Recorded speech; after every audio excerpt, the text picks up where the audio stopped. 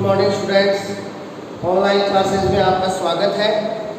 Last class में अपन कर रहे थे बहुलकों का वर्गीकरण और बहुलकों के वर्गीकरण के अपन ने 6 आधार बताए थे और जिनमें से अपन ने 4 आधार पे वर्गीकरण कर लिया था। प्राप्ति स्रोत के आधार पर, इकाइयों के प्रकार के आधार पर, बहुलीकरण निर्माण क्रिया के आधार पर और चौथा था संरचना के आधार पर। आज अपन 5वें आधार पर वर्गीकरण करते हैं, इकाइयों के मध्य अंतराणविक आकर्षण बल के आधार पर। अब देखिए, इकाइयों के मध्य अंतराणविक आकर्षण बल के आधार पर बहुलक है, उनको 2 भागों में बांटा गया है। पहले है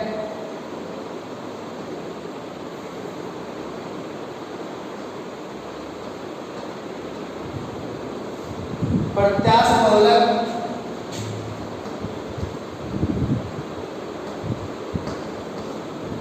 जिनको अपन कहेंगे इलास्टिक पॉलीमर,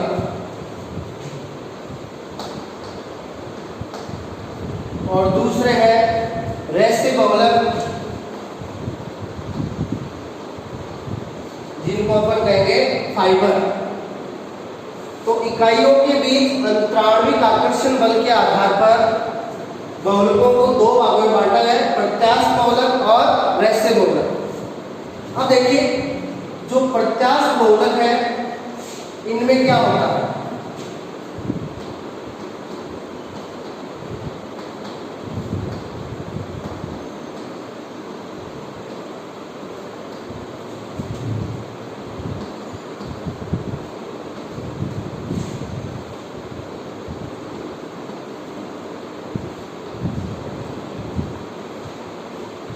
प्रत्यास्थ बहुलक में इकाइयों के मध्य दुर्बल आकर्षण बल होता है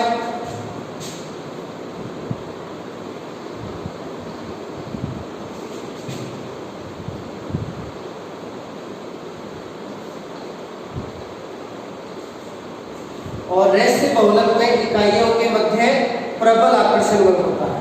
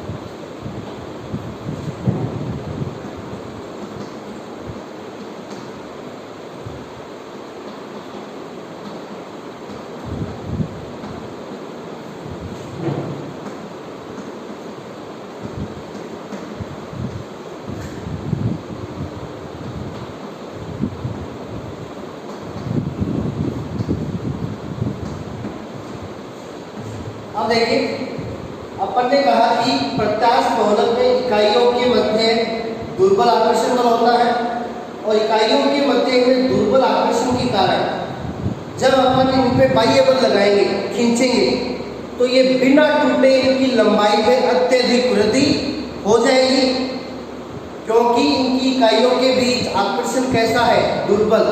तो इनको खींचेंगे तो ये लंबाई में अत्यधिक वृद्धि हो जाएगी इनकी, और जैसे ही अपन बाह्य बल हटाएंगे तो ये वापस अपनी प्रारंभिक अवस्था में आ जाएंगे। इस गुण को क्या कहते हैं? प्रत्यास्थता का गुण कहते हैं। और अपन को पता है ये गुण किस में पाया जाता है? ये गुण रबर में पाया जाता है। रबर को अपन खींचते हैं तो रबर अत्यधिक लंबा हो जाता है, और जैसे ही बाह्य बल हटाते हैं रबर अपनी प्रारंभिक अवस्था में आ जाता है। तो प्रत्यास्थ बहुलक में उदाहरण आएंगे क्या? रबर। तो ये प्रत्यास्थ बहुलक की विशेषता है।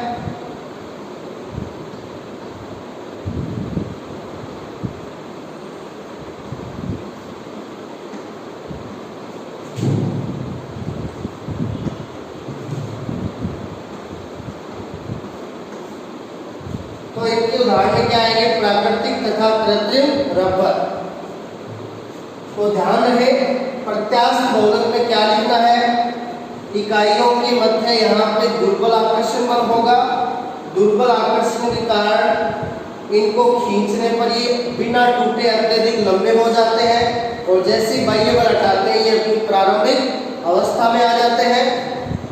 इस गुण को प्रत्यास्थता कहा जाता है, और ऐसे बहुलकों को कहेंगे प्रत्यास्थ बहुलक, और इनके उदाहरण आएंगे प्राकृतिक और कृत्रिम रबर। अब देखिए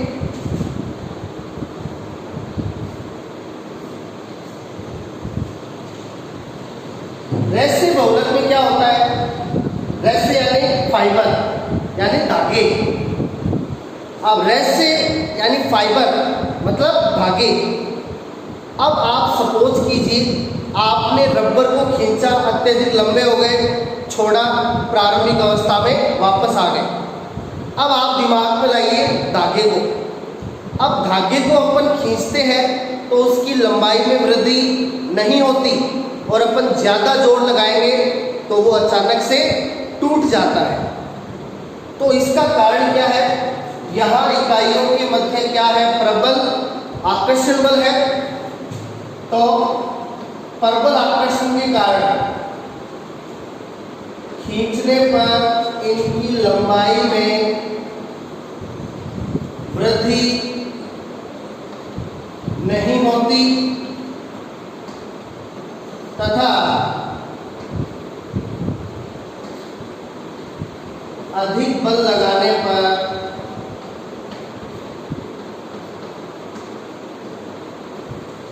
अचानक से टूट जाते हैं। तो इन पे बाह्य बल लगाने पर इनकी लंबाई में वृद्धि हो रही थी, क्योंकि यहाँ पे दुर्बल आकर्षण था इकाइयों के बीच। यहाँ पे इकाइयों के बीच प्रबल आकर्षण बल है, तो अपन इनको खींचेंगे तो इन पे तनाव लगेगा, और ज़्यादा बल लगाएंगे तो ये अचानक से टूट जाएंगे, इनकी लंबाई में वृद्धि नहीं होती। इसलिए जो फाइबर्स होते हैं इनका तीक्ष्ण गलनांक होता है। फाइबर्स का क्या होता है? तीक्ष्ण गलनांक होता है। ये अचानक से टूट जाते हैं। अब देखिए रेशे में एग्जाम्पल। अब एक तो आएगा यहाँ पे नायलॉन, क्या था अपने? नायलॉन 66। तो नायलॉन 66 क्या है? रेशा है। और एक अपने किया था टेरिलीन, या जिसका दूसरा नाम होता है डेक्रोन। तो टेरिलीन या डेक्रोन भी एक क्या है? रेशा है। तो इनसे कपड़े वगैरह बनाए जाते हैं। तो ये रेशे के दो प्रकार हैं, ये बहुत ज़्यादा इम्पोर्टेंट है, नायलॉन 66 और टेरिलीन या डेक्रोन। ये दोनों एग्जाम्पल हैं जिसके रेशे बहुलक के। अब देखिए प्रत्यास्थ बहुलक के अपने एग्जाम्पल बताए प्राकृतिक तथा कृत्रिम रबर।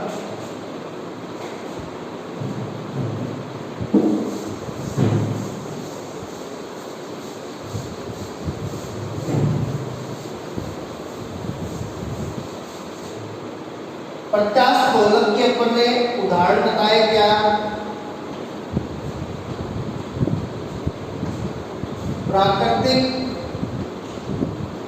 तथा कृत्रिम रबर। अब देखिए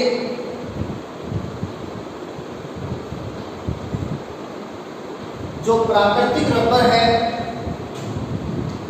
उसको कहा जाता है पॉली आइसोप्रीन। प्राकृतिक रबर को क्या कहते हैं? पॉली आइसोप्रीन कहा जाता है। यानी प्राकृतिक रबर है उसकी इकाई का क्या नाम होता है? आइसोप्रीन। और आइसोप्रीन का ये बहुलक है प्राकृतिक रबर, तो आइसोप्रीन के आगे लग गया पॉली, तो प्राकृतिक रबर का नाम होता है पॉली आइसोप्रीन। तो अपन को पूछ लिया जाए पॉली आइसोप्रीन या प्राकृतिक रबर, कोई भी नाम दिया जा सकता है। अंतराणविक आकर्षण के आधार पर किस प्रकार के बहुलक होते हैं? तो अपन कहेंगे प्रत्यास्थ बहुलक। अब देखिए कृत्रिम रबर। अब आइसोप्रीन का सूत्र कैसे क्या होता है और ये प्राकृतिक रबर बनता कैसे है, इसको अपन आगे देखेंगे। अपने रबर का अलग से टॉपिक आएगा, यहाँ पे तो अपन को उदाहरण ध्यान में रखते हैं। अब देखिए कृत्रिम रबर। अब कृत्रिम रबर है वो कई प्रकार के होते हैं। पहला कृत्रिम रबर ब्यूना एंड। कृत्रिम रबर का दूसरा एग्जाम्पल है ब्यूना एस। कृत्रिम रबर का तीसरा एग्जाम्पल है एबीएस रबर।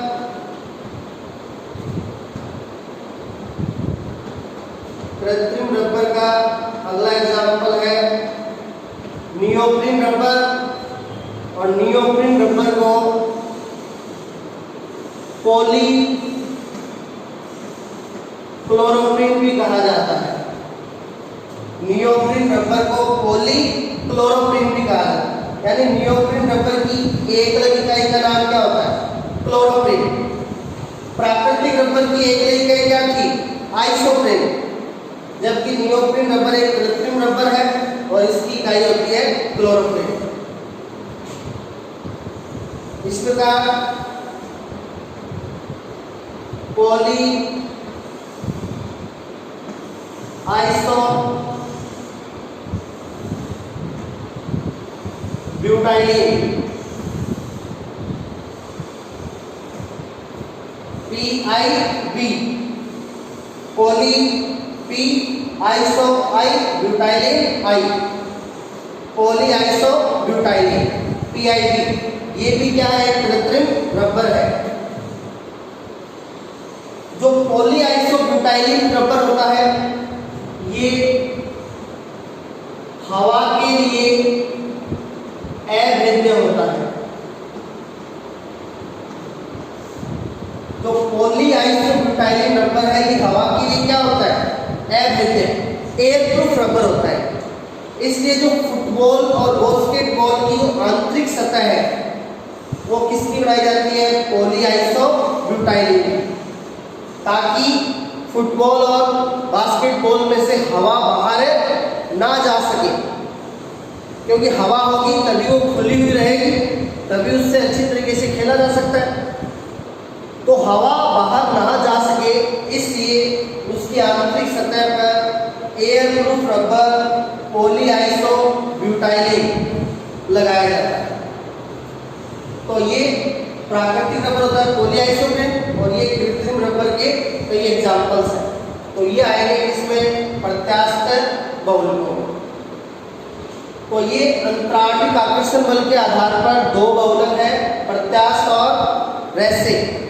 इनको ध्यान में रखिएगा, इनके उदाहरण है वो भी ध्यान में रखना, और इन दोनों में किस प्रकार से अंतर करना है वो भी ध्यान में रखना है। दो अंतर आराम से कर सकते हो आप। इनमें इकाइयों के बीच दुर्बल आकर्षण बल होता है और इनमें इकाइयों के बीच प्रबल आकर्षण बल होता है।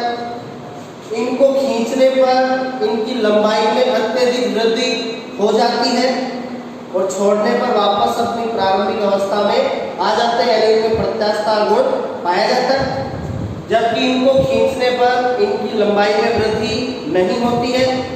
अत्यधिक खींचेंगे तो ये अचानक से टूट जाएंगे, यानी इनमें प्रत्यास्थ गुण नहीं पाया जाता। और तीसरा जो है वो इनके क्या हो जाएंगे, एग्जाम्पल्स। तो इस प्रकार आप प्रत्यास्थ और रहस्य बहुलक में आसानी से अंतर कर सकते हैं।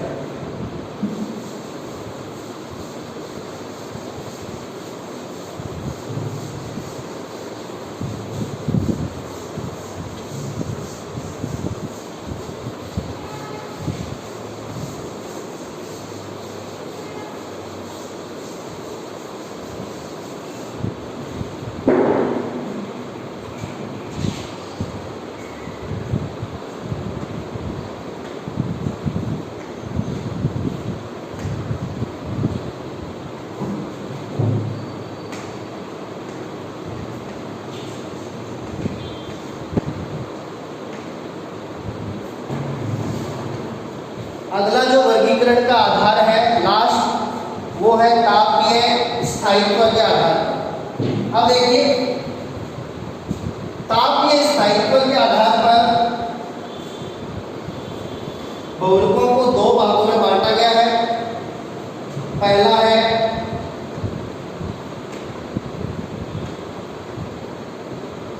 ताप सुनम्य,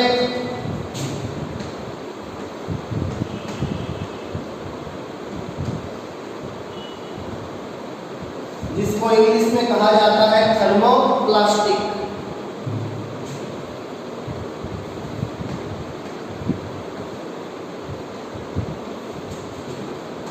और दूसरा है ताप दृढ़,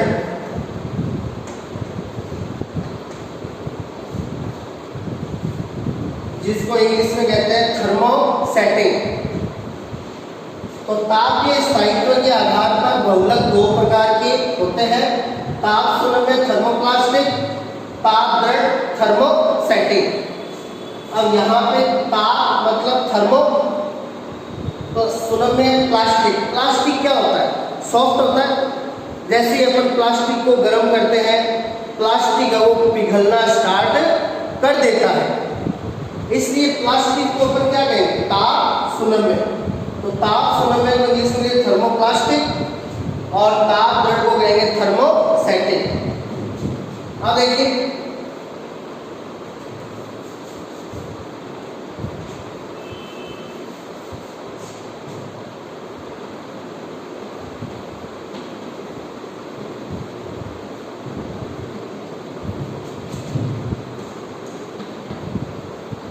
अब इनमें अंतर करते हैं।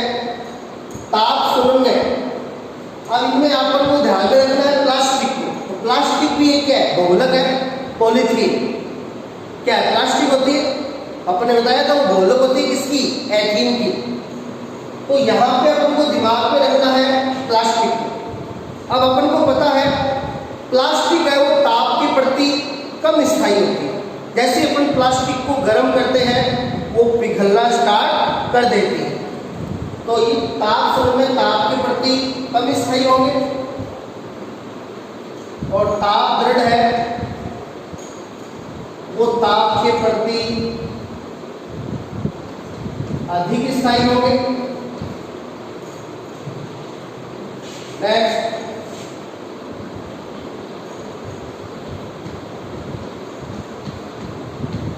ये गर्म करने पर पिघलते हैं। प्लास्टिक है वो गर्म करने पर पिघलता है।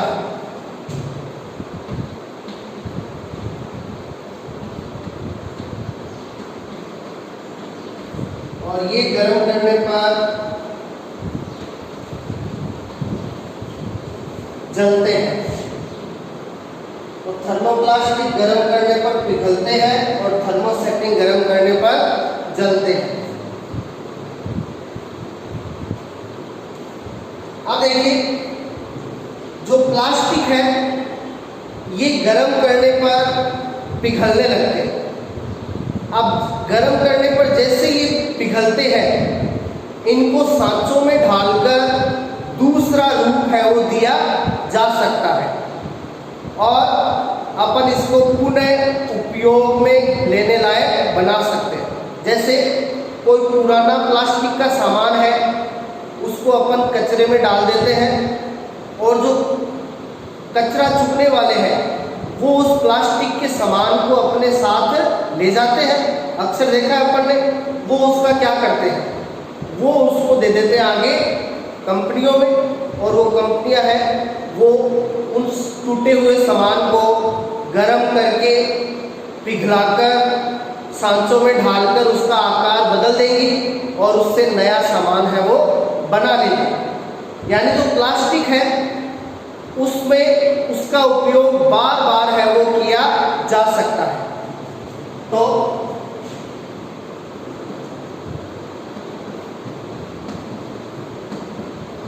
इन्हें सांचों में ढालकर आकार परिवर्तित करके बार बार उपयोग में लिया जा सकता है, जिसको अपन बोलते हैं ना रीसाइकल। रीसाइकल मतलब बार बार उपयोग में लेना, यानी किसी चीज को घुमाकर वापस उसे उपयोग में लिया जा सकता है, तो इसको बोलते हैं रीसाइकल नेचर। तो थर्मोप्लास्टिक है उसमें रीसाइकल कैरेक्टर है वो पाया जाता है। उसे सांचों में ढालकर आकार परिवर्तित करके बार बार उपयोग में लिया जा सकता है, उसका नया सामान बनाया जा सकता है। क्यों? क्योंकि गर्म करने पर पिघलते हैं और जिस टाइम ये पिघलते हैं उनके आकार में अपन परिवर्तन कर सकते हैं। अब देखिए, इनको जब गर्म करते हैं, गर्म करने पर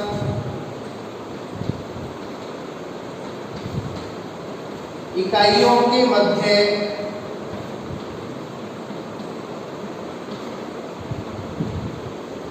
क्रॉस बंध का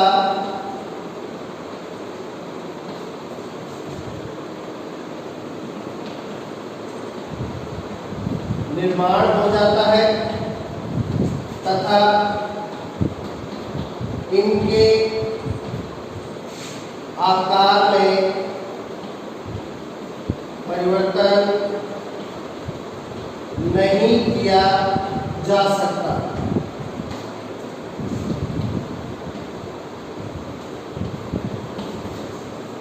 तो इनमें इकाइयों के बीच क्या होते हैं?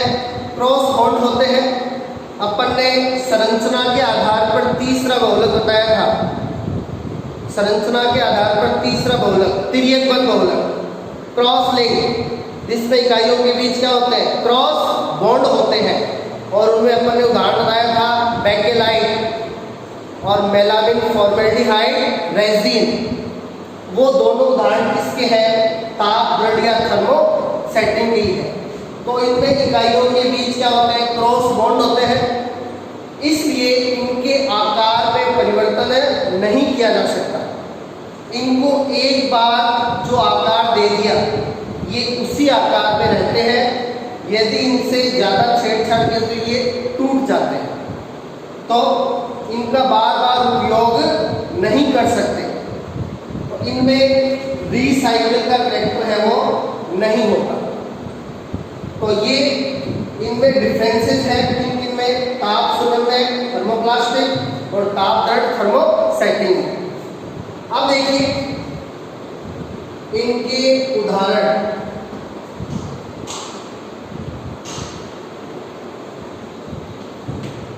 इनके उदाहरण में एक तो आ जाएगा पॉलीथीन,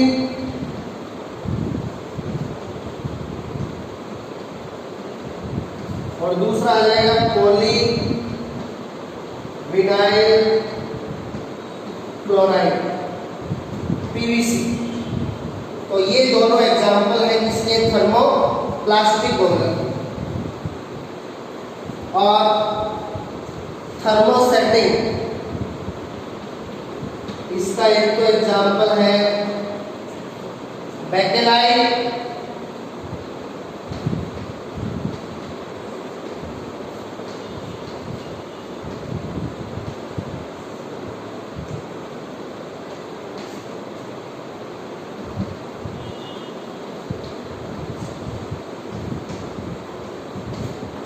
और दूसरा है मेलामाइन फॉर्मेल्डिहाइड रेजिन बहुलक। तो ये इस प्रकार ताप के स्थायित्व के आधार पर बहुलकों के दो प्रकार हैं। अब देखिए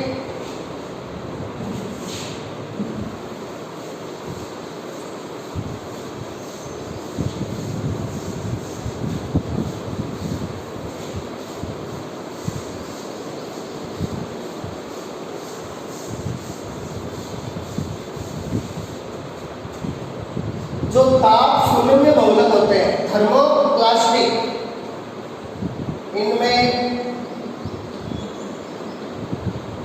अंतराणविक आकर्षण बल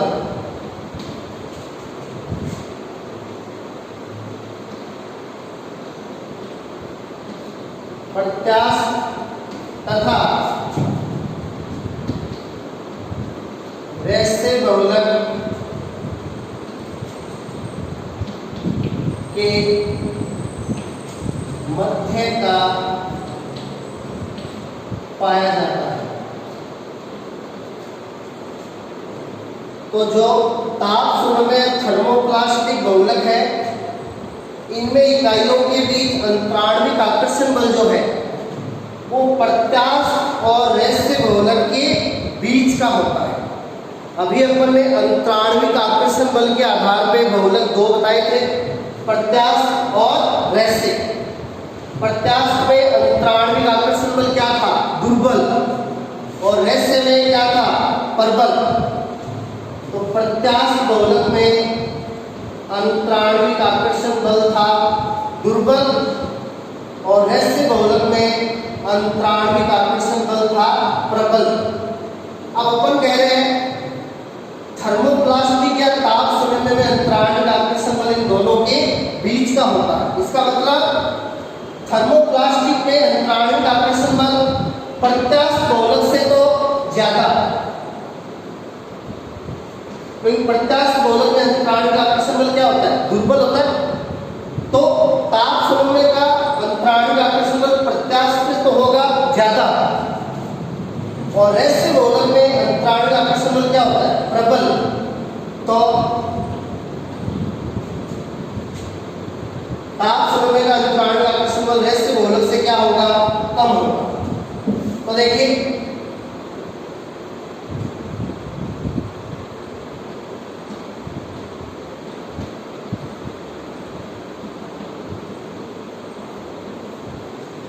अपन यदि क्रम लिखें अंतराणविक आकर्षण बल का किस किस के बीच? रैस्य बहुलक, प्रत्यास्थ बहुलक और ताप सुरम्य बहुलक। तो इस प्रकार बनेगा सबसे ज्यादा अंतराणविक आकर्षण बल रैस्य बहुलक का, बीच में आएगा ताप सुरम्य बहुलक और सबसे कम अंतराणविक आकर्षण बल होगा प्रत्यास्थ बहुलक। तो मान लीजिए अपन को इनके एक एक एग्जाम्पल देकर के क्वेश्चन पूछ लिया जाए कि इन बहुलकों के अंतराणविक आकर्षण बल का क्रम लिखिए। मान लीजिए रैस्य बहुलक में एग्जाम्पल दे दिया नायलॉन 66 या टेरिलिन, ये रैस्य के एग्जाम्पल है। ताप सुरम्य में एग्जाम्पल दे दिया जाए पॉलीथीन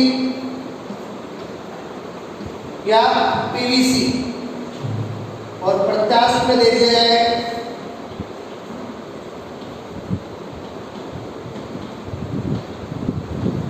पॉलीआइसोप्रीन जो होता है प्राकृतिक रबर, और कृत्रिम रबर में ब्यूना एन, ब्यूना एस। इनकी इकाइयां क्या होती है वो आगे करेंगे। ब्यूना एस, एबीएस, नियोप्रेन, पीआईबी, ये सारे क्या है? रबर है। इनमें से भी कोई भी एग्जाम्पल दे दिया जाए। और अपन को पूछ लिया जाए इनके अंतराणविक आकर्षण बल का क्रम, तो ध्यान रहे सबसे ज्यादा अंतराणविक आकर्षण बल होगा किसका? रैखिक बहुलक का, फिर होगा ताप सुनन्य बहुलक का यानी प्लास्टिक का, पॉलीथीन और पीवीसी, और सबसे कम अंतराणविक आकर्षण बल होगा प्रत्यास्थ बहुलक का यानी रबर का।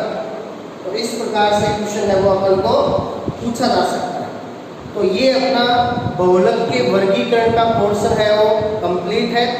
यहाँ से 1 नंबर का क्वेश्चन है वो कंफर्म आए।